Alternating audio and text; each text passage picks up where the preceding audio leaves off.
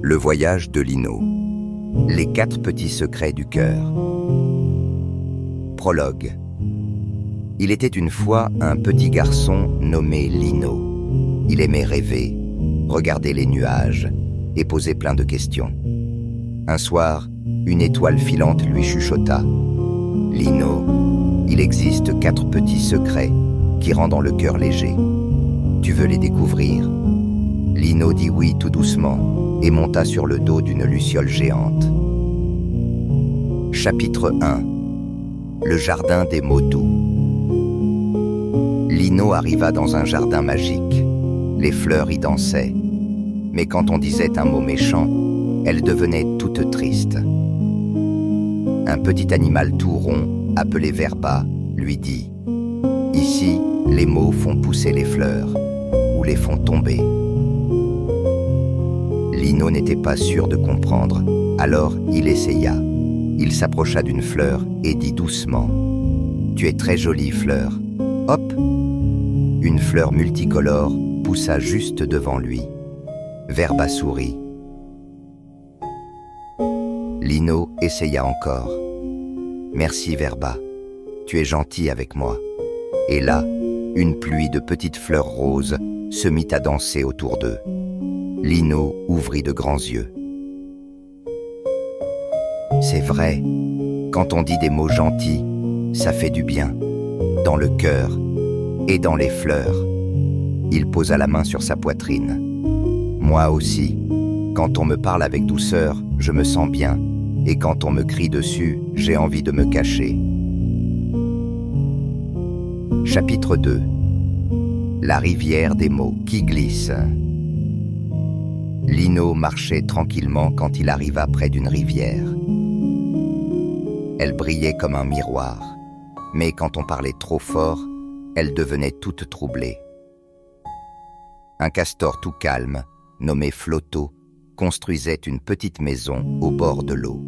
« Bonjour, » dit Lino. Mais la rivière répondit « Jour, dur, lourd. » Lino baissa les yeux. « Ce n'est pas ce que j'ai dit. » Flotto leva les yeux. La rivière répète les mots, mais quand elle est agitée, elle les change. Lino s'assit près de lui. C'est un peu comme quand mon copain me dit que je suis méchant, alors que je voulais juste jouer. Flotto hocha la tête. Parfois, les gens ont une tempête dans leur cœur. Ils disent des choses qui font mal, mais ce n'est pas vraiment ce qu'ils pensent. Lino toucha doucement l'eau. Alors, ce n'est pas parce qu'on me dit quelque chose de méchant que c'est vrai. Flotto sourit doucement. Tu sais ce que tu vaux, Lino. Toi seul connais ton cœur. Oui, et mon cœur, il est tout doux. Lino regarda son reflet dans l'eau. Chapitre 3. La forêt brumeuse. Lino entra dans une forêt toute pleine de brouillard. On ne voyait rien, et tout le monde avait l'air un peu perdu. Une renarde douce nommée Supa apparut. Ici, tout le monde imagine ce que pensent les autres, mais personne ne demande vraiment. Lino avança doucement et entendit une voix dans le brouillard. Peut-être qu'il ne m'aime pas, peut-être qu'il se moque de moi. Lino s'arrêta. Il dit à voix haute « Moi, quand je ne sais pas, je peux poser la question. » Et comme par magie, le brouillard s'envola tout doucement. Supa cligna des yeux doucement. « Tu as compris, Lino ?» Lino répondit « Oui, quand je m'inquiète dans ma tête, c'est comme un nuage. Mais si je parle et que je demande, le soleil revient. » Chapitre 4.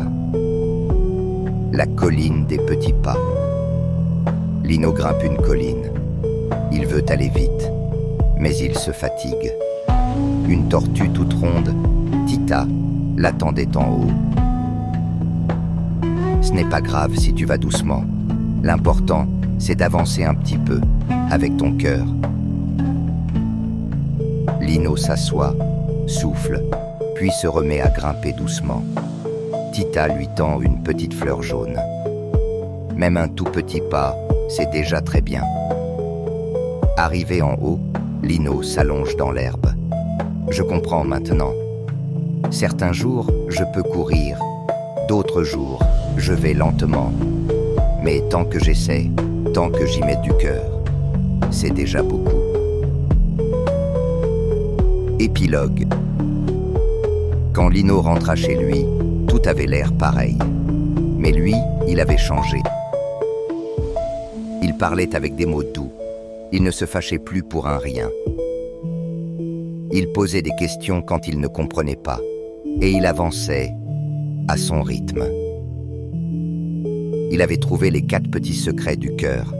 Et dans sa chambre, un tout petit bouquet de fleurs colorées avait poussé.